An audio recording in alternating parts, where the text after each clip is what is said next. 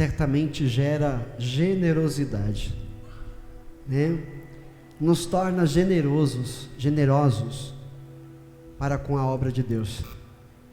A gente não dá com pesar, nem por obrigação, nem por constrangimento, mas nós damos com alegria, como ensinou Paulo, que Deus ama aquele que dá com alegria, e assim o Senhor retribui, assim o Senhor nos mantém, nos cuida, prospera o nosso lar, e a gente entende que não é uma troca, a gente entende que não é uma barganha, a gente entende que é a bênção de Deus sobre nós por sermos gratos a Ele. Amém? Glória a Deus. Eu queria que você se colocasse de pé. Retornemos ao livro de Abacuque, no capítulo 2, no verso 4. Não sei se lembram que outrora eu trouxe uma mensagem nesse mesmo texto, nesse mesmo versículo. Aleluia.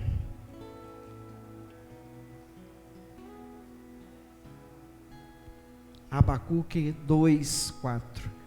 Eu vou fazer a leitura aqui na NVI, mas depois eu vou pedir para colocar a corrigida fiel, ou até mesmo atualizada. Amém? Abacuque 2, 4.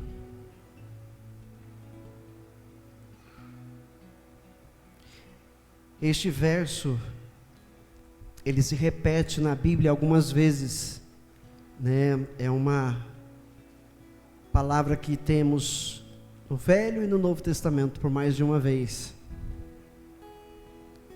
E o verso 4 diz assim, na NVI: escreva, o ímpio está envaidecido, seus desejos não são bons, mas o justo viverá pela sua fidelidade. E agora eu queria que trocasse a...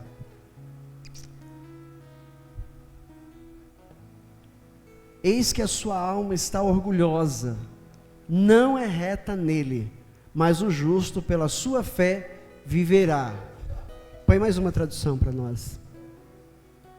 Eis o soberbo, a sua alma não é reta nele, mas o justo viverá pela fé. Deixa esse versículo na atualizada. Põe a sua Bíblia agora sobre a cadeira e vamos orar. Vamos falar com Deus, para que não seja o homem, mas que seja o seu Espírito, usando a boca do homem para falar conosco. Amém? Nosso Deus e nosso Pai, eterno, soberano, glorioso, estamos diante da sua palavra. A tua palavra é a verdade absoluta, Senhor. A tua palavra é a verdade e ela não mente.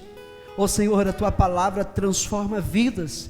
A tua palavra, Senhor, salva, e a tua palavra também condena. Pai, em nome de Jesus, que esta palavra fale profundamente ao coração de cada um de nós que estamos aqui, a igreja santa do Senhor, a noiva de Cristo reunida. Pai, em nome de Jesus, Pai, que o teu Espírito Santo agora dê sabedoria ao homem, para que assim, meu Pai, a palavra seja, meu Pai, pregada com temor, com tremor e com a sabedoria do teu Santo Espírito, no nome de Jesus, no nome de Jesus.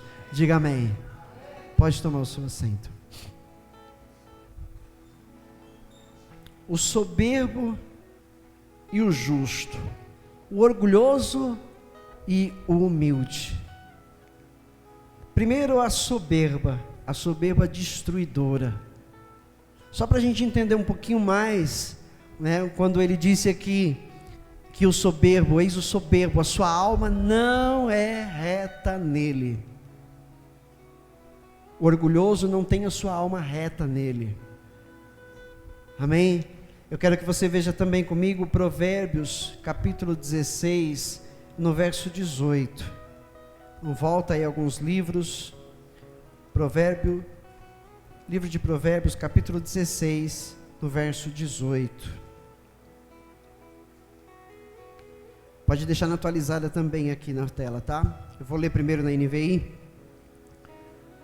O orgulho vem antes da destruição, o espírito altivo antes da queda. A soberba precede a destruição e a altivez do espírito precede a queda. A altivez e a soberba são sinônimos. Entenderam? São duas palavras sinônimas. Soberba e altivez. Ou seja, é algo que precede a queda do homem. Foi a soberba que fez Lúcifer cair. Foi o orgulho que fez com que o diabo perdesse a sua salvação, perdesse a sua vida na presença de Deus, nos céus de Deus, servindo a Deus. Foi a sua soberba, porque ele se achou autossuficiente. Ele se achou autossuficiente. Ele quis se igualar a Deus, tornar-se ainda acima de Deus, porque está declarado no Velho Testamento, em Isaías, em Ezequiel, que o diabo pensou o seguinte: fazer o seu trono acima do trono de Deus. A soberba no coração de Satanás. Deus encontrou a soberba no coração dele, e esse foi o princípio do seu fim, esse foi o princípio da sua queda. Ele foi lançado fora dos céus de Deus, ele foi lançado fora, e infelizmente a soberba está no coração do homem também. A soberba está no coração do homem, e muitas vezes, irmãos, muitas vezes se encontra ela no nosso coração também, que somos do Senhor. Se nós não vigiarmos, lembre-se bem as palavras de nosso Salvador: o espírito está pronto, mas a carne ainda é fraca. Então lembre-se disso. Outra, Paulo escreveu: aquele que está de pé, ore para que não caia. Essas palavras nos instruem, nos alertam a tomarmos cuidado, porque a soberba, ela entra na vida da gente sorrateiramente, de forma sutil, Eu quero mostrar para você um texto, que hoje eu meditando, Senhor, eu vou trazer esse texto para que nós compreendamos ele ainda melhor. Apocalipse capítulo 2. Apocalipse capítulo 2, verso 1 em diante. Vou ler na NVI. Ao anjo da igreja em Éfeso escreva: estas são as palavras daquele que tem as 7 estrelas em sua mão direita, e anda entre os 7 candelabros de ouro. Conheço as suas obras, o seu trabalho árduo e a sua perseverança. Sei que você não pode tolerar homens maus, que pôs à prova os que dizem ser apóstolos, mas não são, e descobriu que eles eram impostores. Você tem perseverado e suportado sofrimentos por causa do meu nome, e não tem desfalecido. Contra você, porém, você vê, existe um porém ali. Contra você, porém, tenho isto: você abandonou o seu primeiro amor. Olha o verso 5: lembre-se de onde caiu, arrependa-se e pratique as obras que praticava no princípio. Se não se arrepender, virei a você e tirarei o seu candelabro do lugar dele. Vou terminar o texto, mas há uma coisa a seu favor: você odeia as práticas dos nicolaítas, como eu também as odeio.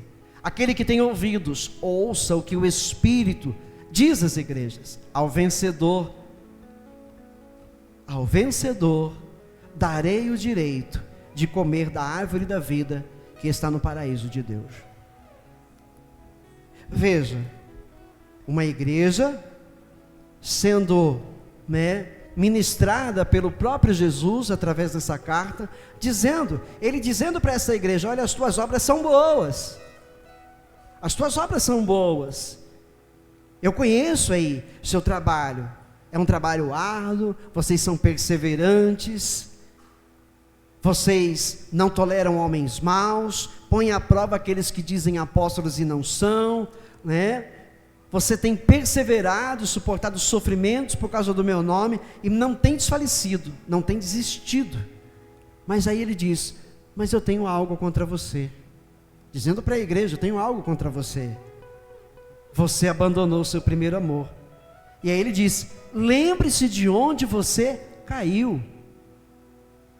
Parece que está tudo certo, né? Porque quando Jesus vai falando com essa igreja, ele vai aprovando: olha, eu conheço as tuas obras, são boas obras. Parece que está tudo certo, existe perseverança, eles estão sofrendo por causa do nome de Jesus, eles estão trabalhando de verdade ali, a cada dia, eles estão tendo um trabalho árduo, sem cessar. Parece que a igreja está aprovada. Parece que a igreja ali está aprovada, mas de repente, Jesus diz: porém eu tenho algo contra você. Você se esqueceu do seu primeiro amor, você abandonou o seu primeiro amor. Lembre-se, portanto, de onde você caiu e se arrependa. Ou seja, veja, uma igreja que parecia aprovada, mas que agora está sendo, declarado para ela: vocês estão em falha, e uma falha muito grave, vocês se esqueceram do primeiro amor, vocês abandonaram o primeiro amor. Lembrem-se de onde vocês caíram e se arrependam, voltem ao primeiro amor, às primeiras obras, ou seja, indo a Provérbios 16, 18, Salomão está dizendo: a soberba precede a ruína, a destruição, a altivez do coração precede a queda. Muitas pessoas, você vê, a igreja estava trabalhando, mas não estava percebendo que estava sendo orgulhosa. Aquele povo estava sendo orgulhoso, eles tinham orgulho de quem eram, eles tinham orgulho do que faziam. Ou seja, isso fez com que eles fossem pouco a pouco se esquecendo do amor.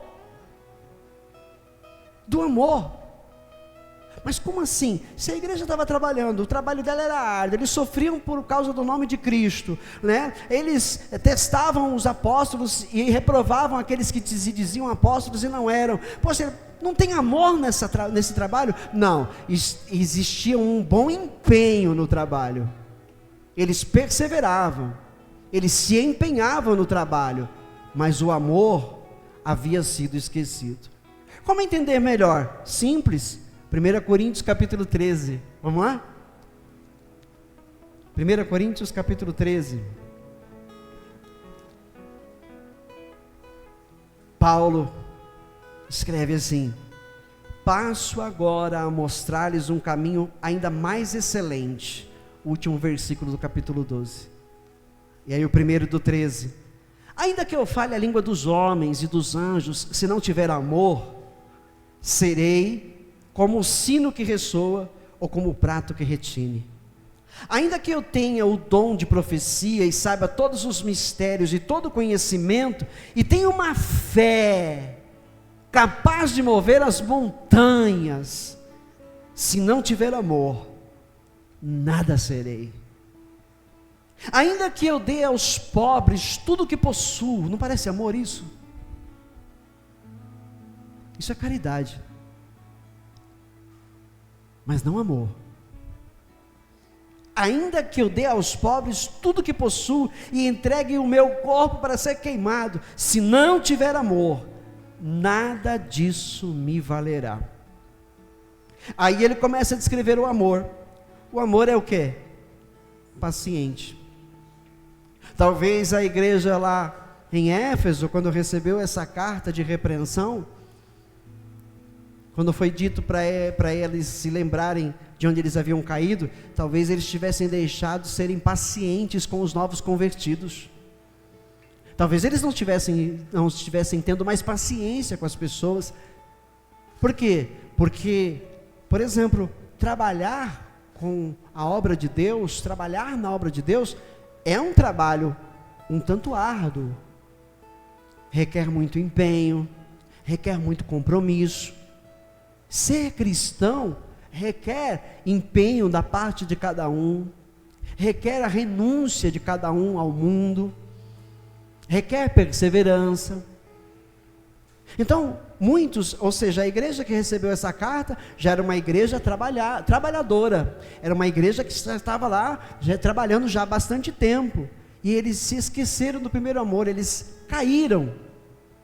Talvez já não estavam mais com paciência com os novos membros, ou seja, isso é uma conjectura, talvez, fosse isso que estivesse acontecendo lá. Eles já não tinham mais paciência com as pessoas novas, porque as pessoas novas, elas vêm cheias ainda de crenças antigas, das velhas religiões, das seitas que participaram, e de vez em quando estão sempre errando, de vez em quando estão falando o que não devem, de vez em quando estão fazendo o que não deviam fazer, e talvez aquela igreja já estivesse impaciente com esses novos membros. O amor é paciente, o amor é bondoso. Talvez, faltando a paciência, deixaram de ser bondosos com as pessoas. O amor não inveja. Talvez aquela igreja estivesse trabalhando, olhando para outra igreja. Vamos ser melhor do que eles, vamos fazer melhor do que eles, vamos mostrar que nós somos mais cristãos do que eles. Talvez houvesse inveja no coração deles. O trabalho deles talvez fosse para se engrandecerem. Estavam fazendo tudo bacana, realmente de uma forma aprovada, ou seja, eles faziam o que tinha que ser feito, mas esqueceram do amor. Esqueceram do amor. O amor não inveja, não se vangloria. Não se vangloria. Veja que Jesus, ele repreende de uma forma: olha, se vocês não se arrependerem, eu vou mudar o candelabro de vocês de lugar. Ou seja, eles vão perder algo extremamente importante no reino. Então se arrependa, não se vangloria, não se orgulha. O orgulho precede a queda. O orgulho leva à destruição. Então o amor não se orgulha. Talvez eles estivessem sendo orgulhosos, irmãos. Por isso receberam essa repreensão. Não maltrata, não procura seus interesses. Sabe? A igreja que é amiga, uma igreja que recebe novas pessoas, se as pessoas têm coisas para oferecer, tem alguma dádiva a mais, assim, tem algum talento a mais, aí a liderança já abraça esse, já atrai, porque ele tem algo para oferecer. O meu interesse é nesses talentos que essa pessoa tem. Nossa, vai servir bem na obra, ou vai ser, ou então o próprio membro fala assim: nossa, essa pessoa ela é bem de vida, de repente ela me ajuda, porque eu estou passando uma necessidade terrível. Percebe? Muitos buscam seus interesses dentro da igreja, seus próprios interesses, esquecem de olhar para os demais. Então, não procura seus interesses, não se ira facilmente. Não perde a paciência com aquele que está dando trabalho, não perde a paciência, ele é sempre tranquilo, ele tem sempre um pouquinho a mais de paciência. Quando vai se irar, ele fala: não, Senhor, não foi para isso que eu fui chamado. E aí ele tem paciência com os seus irmãos, não se ira facilmente, não guarda rancor. Eu não consigo esquecer o que aquele irmão me fez, não dá, olha, não consigo, não dá para esquecer, não dá, não tem jeito. Toda vez que eu olho para aquela pessoa, dá até um nó, Mas a palavra está dizendo que o amor não guarda rancor. Então talvez em algum momento aquela igreja, alguns fossem rancorosos. E por isso a igreja estava recebendo a repreensão. O amor não se alegra com a injustiça, mas se alegra com a verdade. Bom, quanto a isso, eles eram aprovados, Dentro do trabalho deles, eles não se alegravam com injustiça, eles se alegravam com a verdade. Tudo sofre, tudo crê, tudo espera, tudo suporta. E o amor nunca perece, ou seja, ele nunca morre. Ou seja, aquela igreja não perdeu o amor, aquela igreja se esqueceu do amor. Se esqueceu do amor. Sabe, às vezes a gente não esquece de alguém, a gente não esquece de uma pessoa, mas você sabe que a pessoa existe, você sabe que, né, uma vez ou outra fala o nome dela, é verdade, fulano. Então se esqueceram do amor. Eles não desistiram do amor, o amor não morreu, mas foi diminuindo, porque eles foram talvez dando lugar, e é o mais provável, foram dando lugar ao orgulho, do que eram, do patamar em que alcançaram em Cristo, ficaram orgulhosos, aí foram se esquecendo do amor, foram abandonando esse amor. Ele não morreu, mas foi abandonado, está lá, no último da fila, é o último da fila. De vez em quando alguém fala nele, mas não vive ele. Entendeu? O amor nunca perece, mas as profecias desaparecerão. Todo o trabalho daquela igreja era aprovado, mas tudo aquilo vai passar. Como passou? Como passou? A igreja de Éfeso deixou de existir. Não passou. Todo o trabalho, tudo que eles fizeram, passou. Tomara que eles tenham entendido a repreensão e tenham voltado ao amor que Cristo chamou, a eles voltarem a viver a prática das primeiras obras. Faziam tudo porque amavam de verdade as pessoas, porque amavam de verdade seu próximo, porque amavam de verdade, acima de tudo, o seu Deus. As profecias vão desaparecer, as línguas cessarão, o conhecimento passará, ou seja, tudo que a gente faz aqui nesse mundo, tudo que vai passar. Mas aqui diz que o amor nunca morrerá. O amor jamais vai passar. Jamais vai passar. O amor já nasceu no coração de Deus, ou seja, ele está no coração de Deus desde a eternidade. A Bíblia fala em Jeremias que Deus nos amou com amor eterno. Não tem começo, não tem meio, não tem fim. Então ele jamais vai passar. Então o que Deus mais espera de sua igreja é que ela ame. É que ela faça tudo por um verdadeiro amor. Que ela seja paciente. Que ela não se ire facilmente.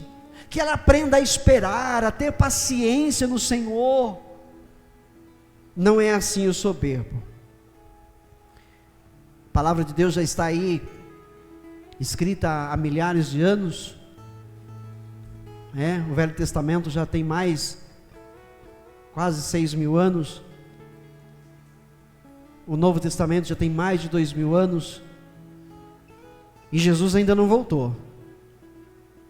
E a Bíblia fala categoricamente que Jesus voltará. Então por isso que ela está escrita.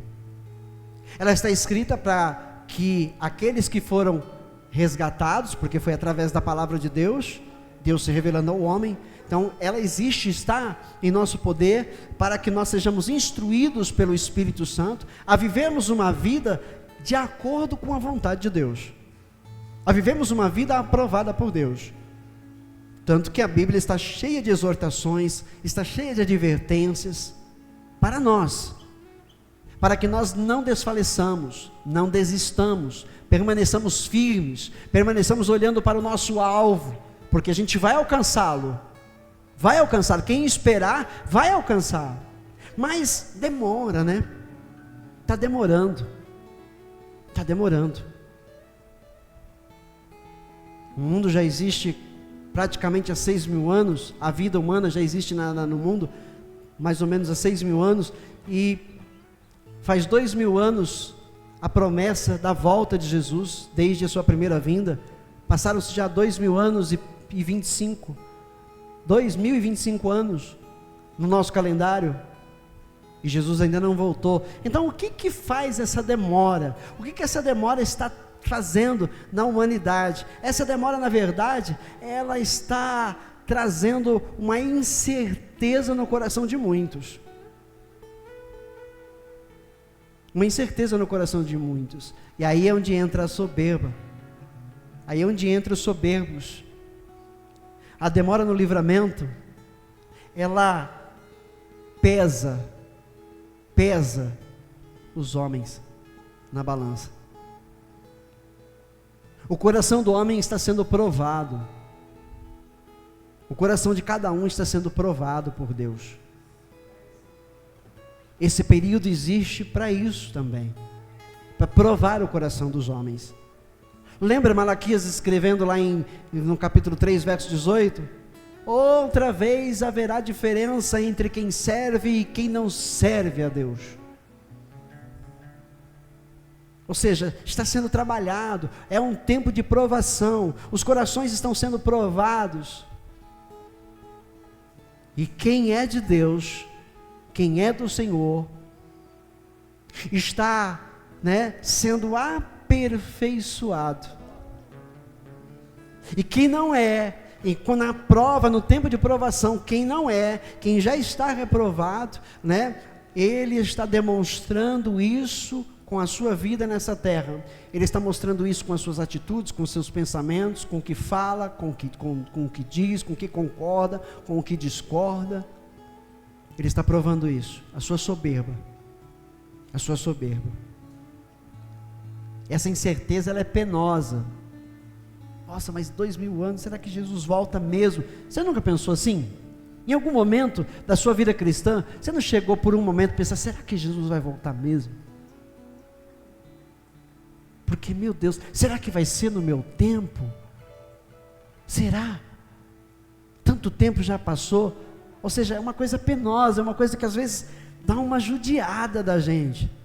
Porque a gente tem ansiedade, a gente anseia pela volta de Jesus. Os verdadeiros anseiam. E isso divide os homens em duas classes.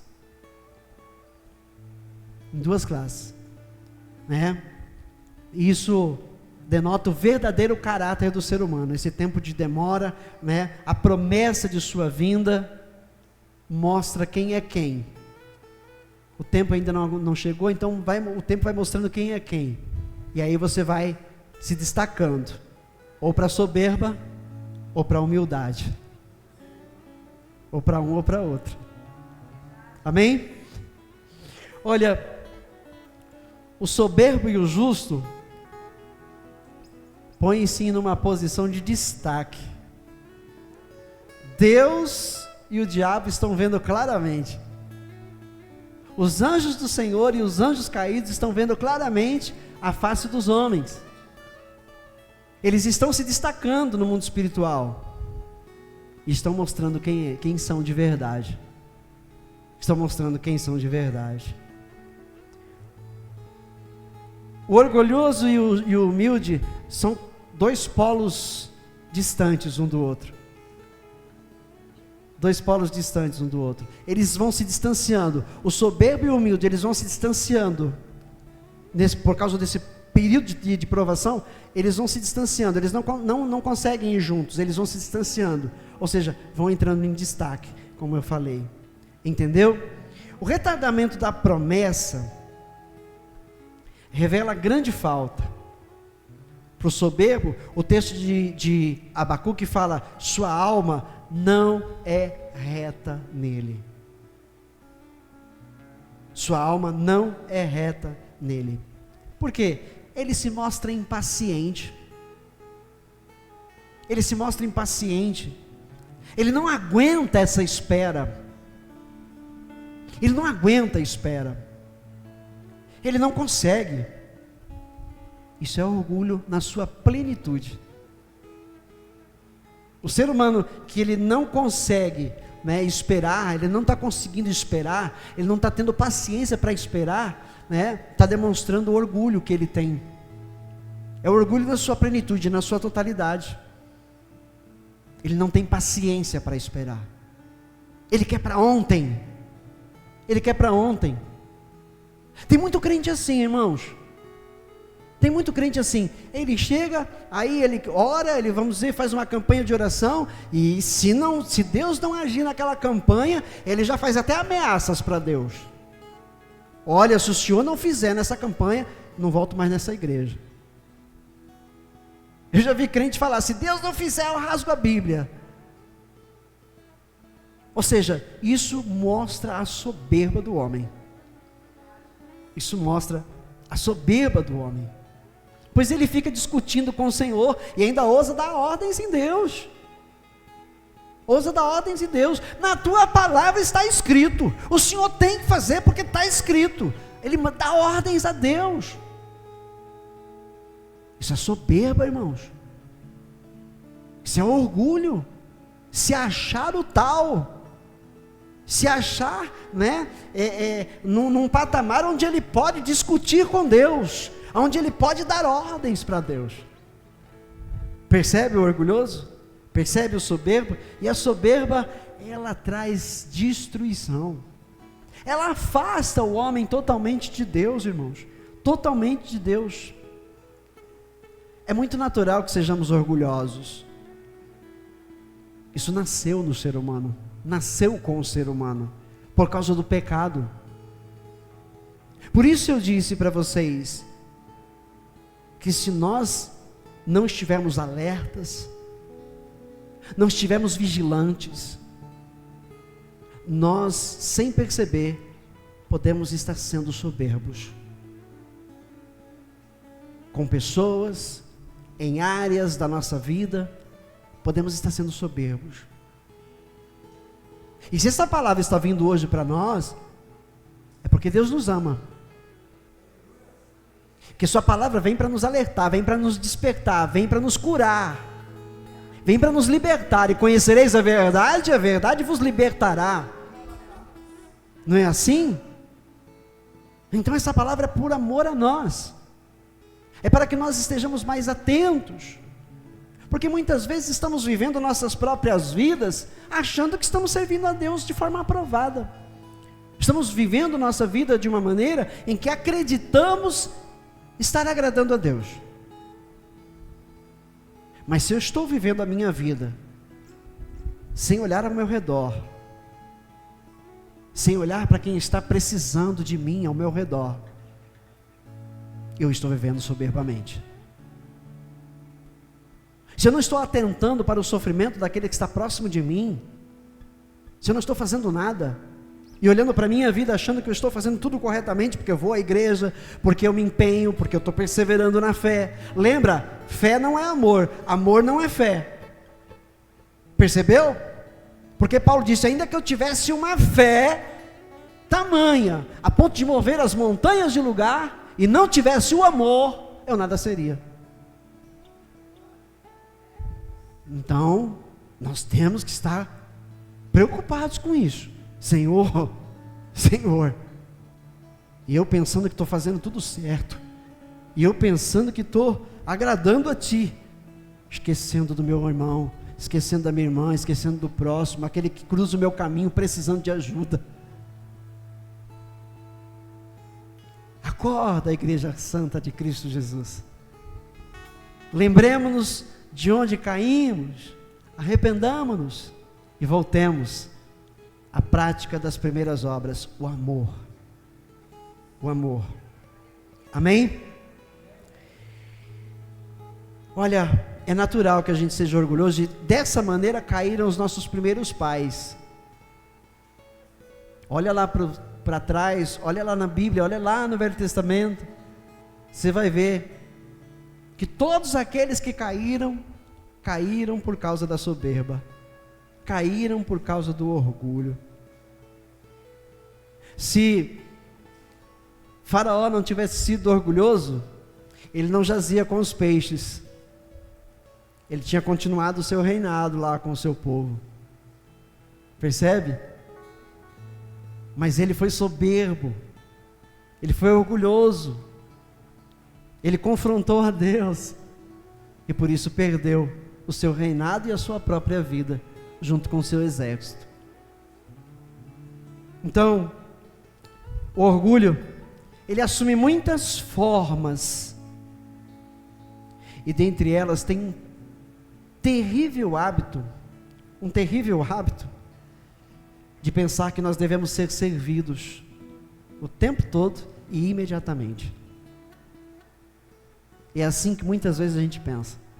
A gente quer ser servido de imediato. A gente quer que Deus faça as coisas assim. E não só Deus, às vezes a gente com o nosso irmão, com o nosso familiar, quero para hoje, era para ontem. Nós pensamos dessa maneira muitas vezes. Não temos paciência. Não conseguimos compreender, né, as limitações do outro. E queremos tudo para ontem, queremos tudo para agora. E assim muitas vezes fazemos com Deus. Deus, eu te sirvo há tanto tempo e até agora o Senhor não atendeu minha oração. Eu tenho clamado tanto tempo já, meu Pai, pela conversão dos meus, e eles não se convertem, o que é que está acontecendo? Nós queremos determinar a Deus o tempo. Nós queremos que Deus siga o nosso relógio de tempo. Muitas vezes, queremos que Deus siga o nosso relógio. Mas as coisas não são feitas no relógio do nosso tempo, e sim no relógio do tempo de Deus. E é aí onde está o problema. Não conseguimos esperar muitas vezes. Então Deus está trabalhando o nosso coração hoje, para que nós aprendamos a viver de uma maneira humilde, esperançosa nele, sem achar que nós somos a última bolachinha do pacote. Muitas vezes a gente pensa assim: se eu sair dessa igreja, né, eles vão ver quanta falta eu vou fazer, né? Se eu morrer, aí eles vão me dar valor, né? Muitas vezes a gente pensa assim. O caminho de aprovação é o da humildade. É o da humildade, não da soberba. Em qualquer caso, irmãos, o orgulho, ele é irracional. Em qualquer caso, o orgulho não pensa. Ele não pensa, ele é racional. Ele apenas age. Já na humildade, não. A humildade é uma coisa pensada, é uma coisa analisada, é uma coisa pesada na balança. A humildade é uma coisa consciente, racional, que pensa. O orgulho não, a soberba não, só vai e age. Olha, quando Tiago, por exemplo, escreveu na sua carta: sejam, né, tardios no falar, tardios em se irar. Ou seja, pensem antes, analisem antes, meditem antes. Por quê? Porque quem fala sem pensar acaba caindo na soberba. Quem se ira, né, de imediato já caiu na soberba. Por quê? Porque ele está se achando o correto, a razão está com ele, é assim que ele pensa, ele não mede as consequências. Está entendendo o que Deus está falando conosco? Quem somos nós para que o Senhor seja nosso servo, irmãos? Quem somos nós para achar que Deus é nosso servo? Ah, mas pastor, Jesus quando veio, ele veio e falou: eu vim para servir. Oh, como homem nessa terra, ele veio mostrar como o homem deve viver. Servindo. Agora Jesus cumpriu sua tarefa, ele cumpriu sua missão, morreu na cruz nos trazendo a salvação, ressuscitou, voltou para o Pai e agora está aguardando para retornar e esperando que nós vivamos de uma maneira que Ele nos aprove. Ele está nos dando tempo, por isso que demora. Ele está nos dando tempo para que nós nos consertemos de verdade. Não que nós venhamos a alcançar a perfeição, como foi pregado na sexta-feira, é uma vida inteira. É uma vida inteira que vai levar. Mas durante esta vida aqui, nós temos que lutar dia após dia para sermos o que Deus quer que sejamos. E quando é que nós vamos alcançar o que Deus quer que nós sejamos? Quando nós aprendermos a amar de verdade. Quando nós estivermos amando de verdade, nós estamos totalmente aprovados. Totalmente aprovados. Preparados para herdar o que Deus conquistou, comprou para nós na cruz do Calvário. Preparados para receber. Mas antes nós precisamos ser moldados, precisamos ser trabalhados pelo Espírito Santo, precisamos estar dispostos a deixar que Ele nos molde. Ou seja, cada palavra pregada é um alerta que Ele nos dá, é um ensino, é uma correção. E se nós estamos pondo em prática tudo aquilo que estamos sendo ensinados, estamos sendo aprovados. Também Tiago escreveu: aquele que ouve, mas não pratica, que bem fez. Que bem fez. Entendeu? Jesus disse assim: se vocês saúdam somente aqueles que vos saúdam, que bem vocês estão fazendo. Se vocês fazem o bem somente a quem faz o bem a vocês, que bem vocês estão fazendo. Percebe? Então, mas se nós estamos aprendendo o que a palavra de Deus está pregando para nós estamos pondo em prática, então significa que nós estamos sendo aprovados dia após dia, porque estamos praticando aquilo que Ele está dizendo para nós, que temos que fazer. Nós precisamos andar em oposição à soberba, nós temos que lutar contra ela, o tempo todo. Através do orgulho vem todos os demais pecados que o homem pode cometer. Sabia? Através da soberba, do orgulho, todos os outros pecados vêm enfileirados na vida do pecador. Porque o pecador é orgulhoso. Ele se acha autossuficiente, ele acha que ele não precisa de Deus. Então é onde ele comete uma infinidade de outros pecados. Tudo por causa do orgulho. Tudo por causa do orgulho. Amém? Esse retardamento da promessa, da volta de Jesus, descobre entre essas duas classes uma oposição grave. O soberbo, ele se cansa do evangelho. Lembra da parábola do semeador? Parte da semente caiu entre pedregais, parte entre os espinhos. São dois tipos de crente. A primeira parte das sementes não são crentes, são as pessoas, mundanas, que estão no mundão e que não querem mesmo saber, a soberba já dominou. Mas dois outros tipos de semente caem entre pedras e entre espinhos. São crentes, são pessoas que creem no princípio, são pessoas que começam a caminhar com Deus, são pessoas que começam a participar, da igreja de Cristo Jesus, do povo de Deus, da família de Deus. Mas a Bíblia descreve lá na parábola do semeador que aquela semente caiu entre as pedras, por não ter terra, a raiz ela não se aprofunda, então vem o sol, seca ela e mata aquela planta.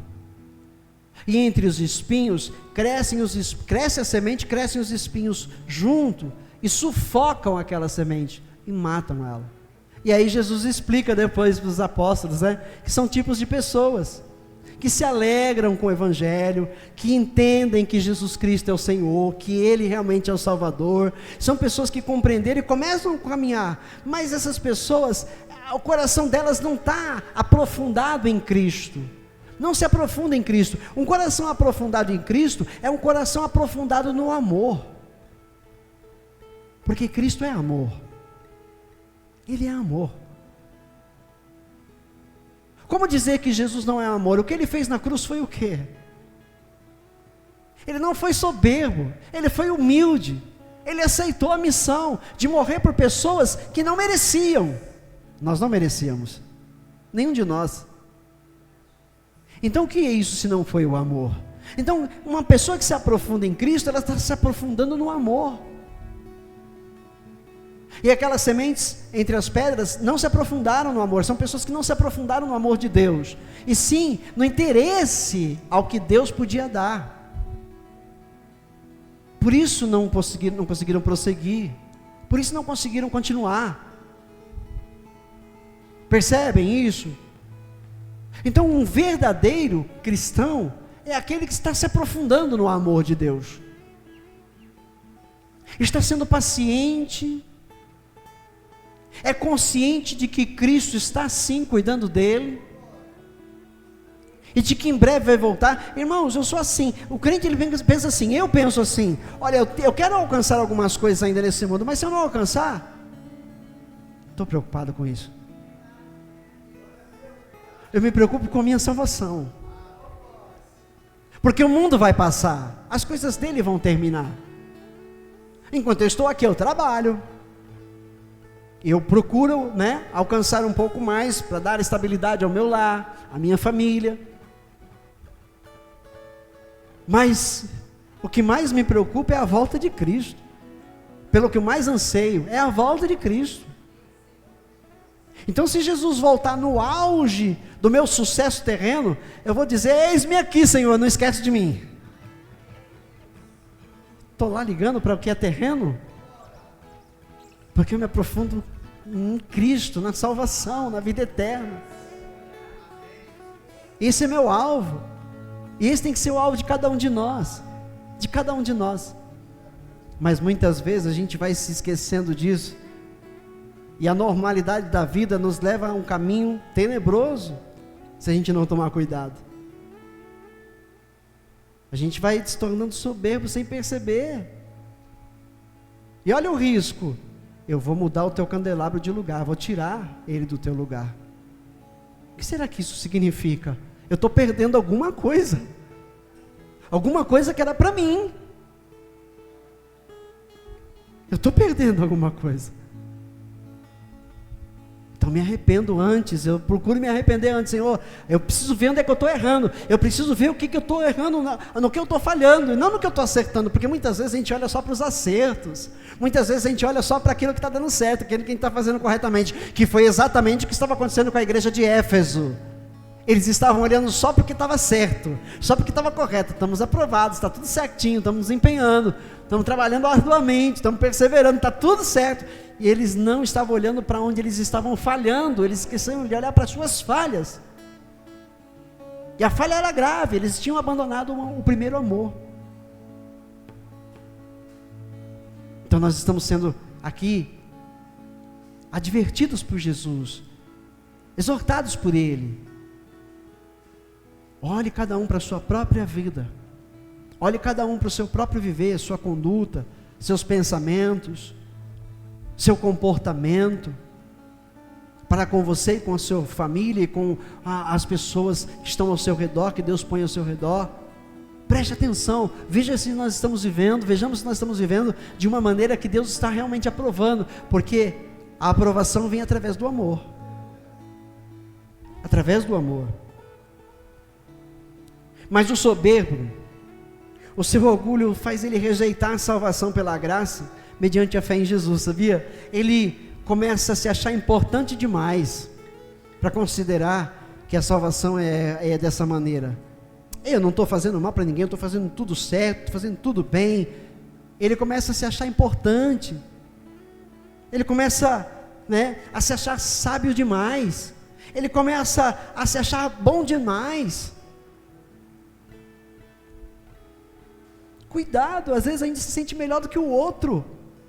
Cuidado com isso. Se você se pegar se sentindo melhor ou mais inteligente do que alguma outra pessoa, cuidado, isso é soberba. Ela está entrando na sua vida. Cuidado. Paulo, ele nos ensinou numa das suas cartas a termos as outras pessoas superiores a nós. Olhemos para as outras pessoas como se elas fossem superiores a nós. Assim nós não vamos de maneira nenhuma nos achar melhores. Não nos façamos inferiores o tempo todo, porque assim nós vamos nos manter no caminho da humildade, nos humilhando perante a mão abençoadora do Senhor. O soberbo, ele se acha avançado demais em cultura, ele se acha inteligente, ele se acha o bambambam. É assim que ele pensa. Ele se acha crente demais. E não existe super crente, irmãos. Eu queria ser um super crente que nem Paulo, queria ser um super crente que nem José do Egito. Eles não eram super crentes, eles eram totalmente dependentes de Deus. Eles se humilhavam diante do Senhor. Paulo se orgulhava nas suas prisões, ele se orgulhava no seu sofrimento. Um homem usado poderosamente pelo Senhor, porque era humilde. Era humilde. Aleluia. Aí vem um contraste, né? Um contraste agradável até. O homem que realmente é justo é verdadeiramente humilde. Humildade é sinal de ser justo. Humilde e justo você pode colocar como sinônimos. Uma pessoa justa é uma pessoa humilde. Uma pessoa humilde é uma pessoa justa. Entendeu? Sendo uma pessoa humilde, ela não ousa duvidar da palavra de Deus. Ela não ousa duvidar de Deus em hipótese alguma. Ela é temente a Deus. Ela deposita a fé total na palavra de Deus, na pregação do verdadeiro evangelho. Ela aceita as broncas, aceita as correções. E quando um crente aceita as correções de Deus com temor, com tremor, com amor, a Bíblia diz em Hebreus que ele é filho legítimo. Aquele que não aceita as correções do Senhor, a Bíblia diz em Hebreus que ele não é filho, ele é um bastardo, ele é ilegítimo, é soberbo. Sabe, tem uma historinha de crente, né? Quando a palavra de Deus está sendo pregada assim, hoje o Senhor está visitando a igreja, está abençoando aqui, abençoando ali, aí o crente começa, glória a Deus, obrigado Senhor, né? É bênção, vem, é bênção, eu recebo Senhor. Aí quando o pregador está pregando uma palavra de correção, aí o crente fala Deus, pega ele Jesus, ele nunca tem para si. O soberbo, ele nunca tem para si que aquela palavra é para ele, é sempre para o outro. Olha, fulano tinha que estar aqui hoje ouvindo essa palavra, ciclano tinha que ouvir que essa palavra era para ele. É assim que age aquele que tem a soberba no coração, ele não aceita que é para ele. Hoje Deus não falou comigo, hoje não, mas Deus falou com muita gente com certeza, mas comigo não foi, porque minha vida está certinha. Olha a soberba aí, claramente a soberba.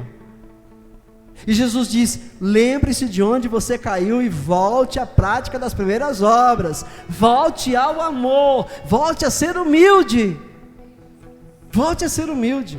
Quantos pregadores não perderam a humildade por causa da soberba? Hoje tem grandes impérios, são ricos, milionários e pisam nos pequenos. Por quê? Começaram bem, mas terminaram mal, porque deixaram a soberba entrar em seus corações, dominá-los. Talvez você conheça alguém assim, poxa, era uma pessoa tão humilde, mas começou a ter alguma coisa, agora ele menospreza os outros.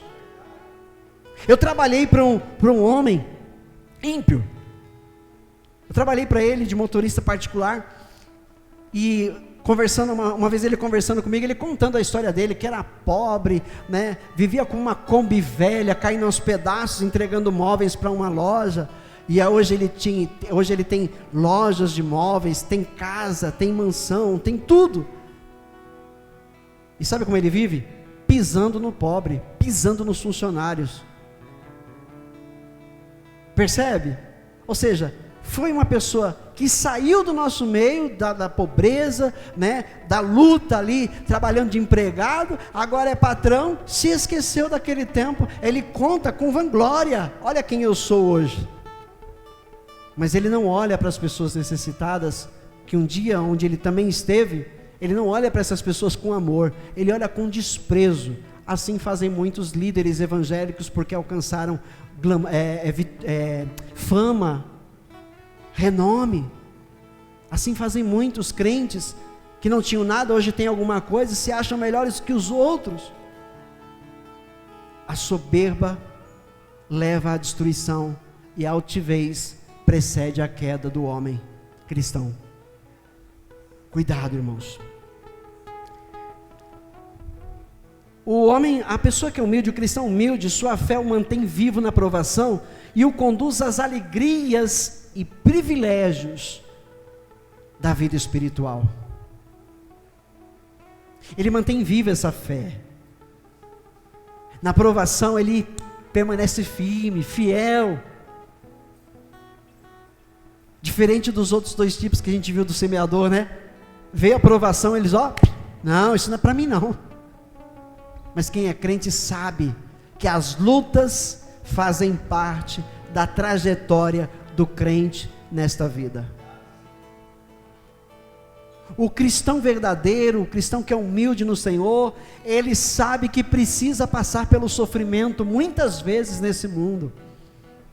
Que o sofrimento é um tempo de preparação para que ele receba o que está preparado para ele no reino de Deus. É assim que o crente encara o sofrimento, é assim que o crente encara uma enfermidade, é assim que o crente encara um desemprego, é assim que um crente encara, toda e qualquer adversidade que ele passar na vida. Ele olha para Cristo, ele fala: eu posso todas as coisas naquele que me fortalece. Como disse Paulo, sua vida vence a provação e se transforma em vida eterna. Que você ponha essa palavra no seu coração, irmão, irmã. Quem quer ser o primeiro vai ser o último, lembra que Jesus falou? Quem quer ser o primeiro lá tem que ser o último aqui. Jesus está falando de humildade, de serviço com amor. Não buscamos, reconhecimento humano, buscamos o reconhecimento de Deus. Fazemos tudo por amor ao Senhor acima de tudo, e depois por amor ao nosso próximo. Então, irmãos e irmãs, o primeiro passo na direção do céu é a humildade, é reconhecermos quem nós somos de verdade. No dia que Jesus nos salvou, Ele nos fez reconhecer que nós éramos pecadores, lembra? No dia que você foi salvo por Jesus, Ele fez você reconhecer que você era um pecador, porque talvez outrora nós não nos achávamos assim, nós nos achávamos melhores, pessoas boas que não fazem mal para ninguém, mas no dia em que Jesus se revelou para nós, Ele nos humilhou, Ele nos fez ver quem de verdade nós somos, e nós reconhecemos e aceitamos a humilhação, nos humilhamos, reconhecemos e nos arrependemos, por isso Ele nos salvou. Então a nossa vida terrena, enquanto nós aqui estamos, precisa continuar sendo vivida em arrependimento. O nosso coração precisa estar em arrependimento todos os dias, se quisermos ser aprovados. Todos os dias, lembrarmos que nós não somos melhores do que ninguém, lembrarmos de que nós somos iguais a qualquer outro ser humano.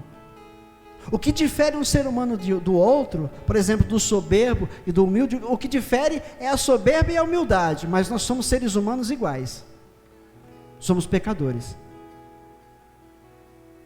Reconheçamos isso e amemos de verdade uns aos outros. Amém? Glória a Deus. Até aqui falou o Senhor.